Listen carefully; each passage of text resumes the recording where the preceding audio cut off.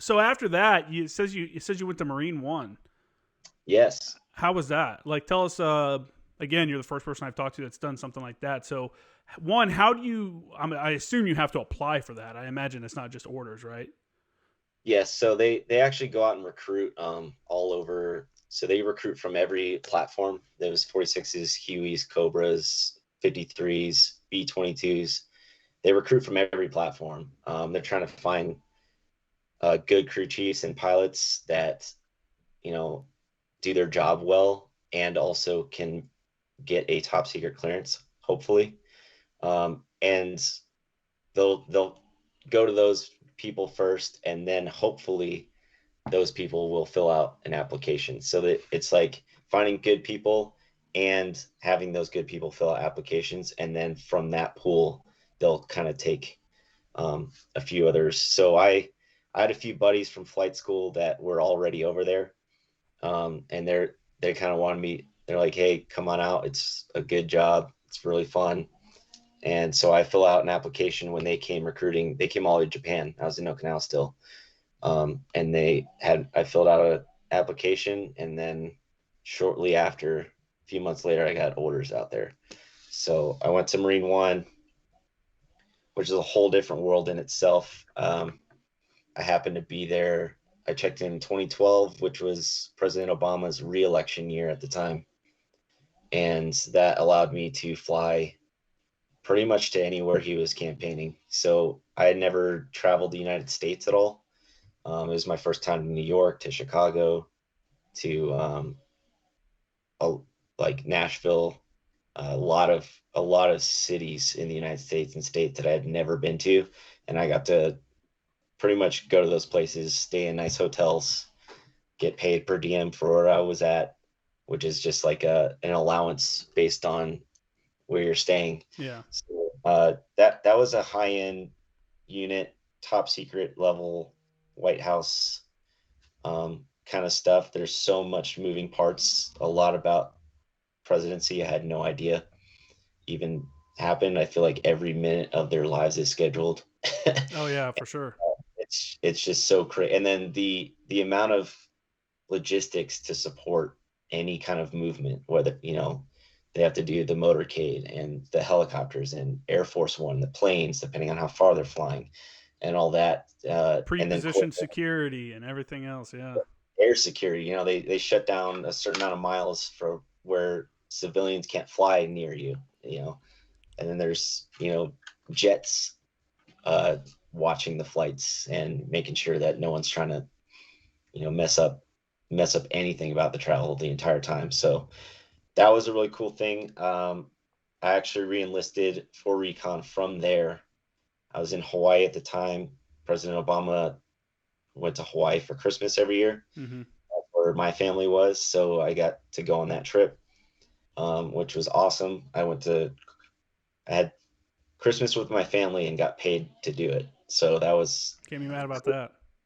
pretty good gig. They're like, "Hey, do you want to reenlist?" I'm like, "Marine Corps is pretty awesome. I enjoy this job." But I put in for recon at that time, and I was like, if I get a recon contract, I'm staying in. If I don't, I'm getting out. I actually applied to a few colleges, got into those. So I had my options there, but Mm-hmm. I got the recon contract accepted, did the lap move, and then I had orders pretty much immediately to ITB. I think I checked an ITB in March, and I reenlisted in like just the end of December during that Christmas trip. So That's it was crazy, man. a pretty quick turnaround. Yeah. So when you were flying around with the president, though, like, one, I assume the helicopter is super nice on the inside. There's no like Oh yeah, there's no grease dripping and stuff like that, like gear oil dripping out of stuff. no. So on the 46, so the president flies two different helicopters. They just got a if new one, right? Yeah, well they replaced the 46 with a 22, Okay. so they have some 22s. But I know that president flies like an H3. I don't know what they call that, like and then 60, like a Okay. Black Hawk. Mm-hmm. They're all green and white. You see them on TV all the time. You see the Marines saluting the president coming on and off. That's actually a crew chief doing that. So to be a Marine One crew chief, you have to be there for a couple years, and then other crew chiefs kind of vote you in to obtain that job. And there's a certain number. I don't know if I can say how many there are, um, but there's a certain number of them, and they're, that job for probably a year before they get replaced. What my best buddy, we went to boot camp together. All those schools I had to go through, flight school and everything. He was actually the Marine that Obama forgot to salute, if anyone remembers that. He has a picture in his house where Obama's shaking his hand, apologizing for not saluting him, which is pretty funny. Yeah. But yeah, so I was actually never the Marine One crew chief because I wasn't there that long. I think I was there for 2 years, and 6 months of those I was at ITB and BRC. Oh, okay. So if they let me finish out my 3-year contract there, I would have possibly been a Marine One crew chief. But I was usually flying in the support like extras aircraft behind, flying camera crews and other VIPs that weren't the president. But even in those aircraft, we laid down and vacuumed the carpet on the floor. We had nice like vinyl inside, very nice cushions for the seating. We had the buckles all like buckled up and laid out nice with ear pro ready to go for anyone that's sitting in there. And then even in the actual Marine One helicopters, even nicer. So are they a lot quieter than your regular helicopter? They're a lot quieter, but they're still not super quiet. Okay. It's hard to drown out a helicopter's noise, but they definitely are quieter. Especially the Marine, like the 60 and the H3, those are pretty quiet. They do a good job with those, but yeah, they're still loud. having that kind of background, like glimpse into, you got to peek behind the curtain of the life of a president.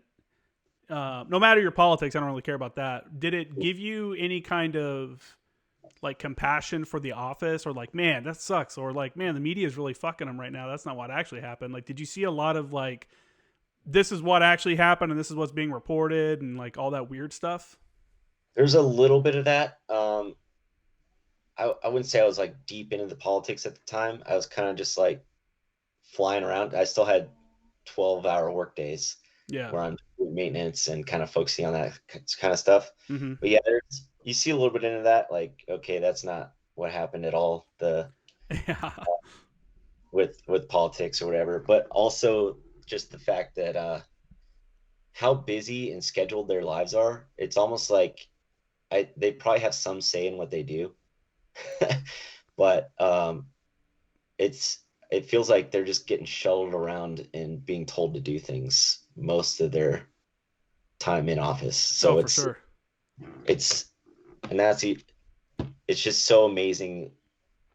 There's a whole state of people probably just making sure the presidency goes well, and like such a huge support financially, personnel, to like get the president from here to there. Just, hey, the president needs to go from the White House to this office in Florida.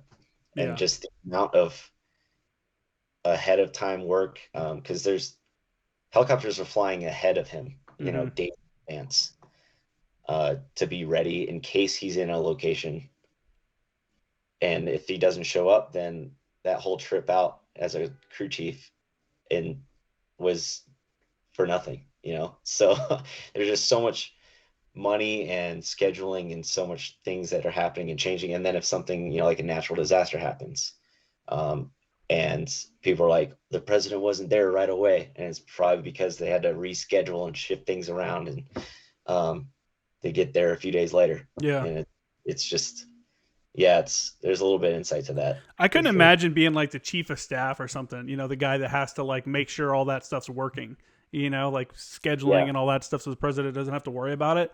That's got to be just you never turn off.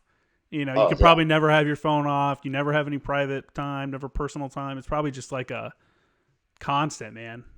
That'd be rough. So let's talk about your lat move to recon. So you wanted to come in recon.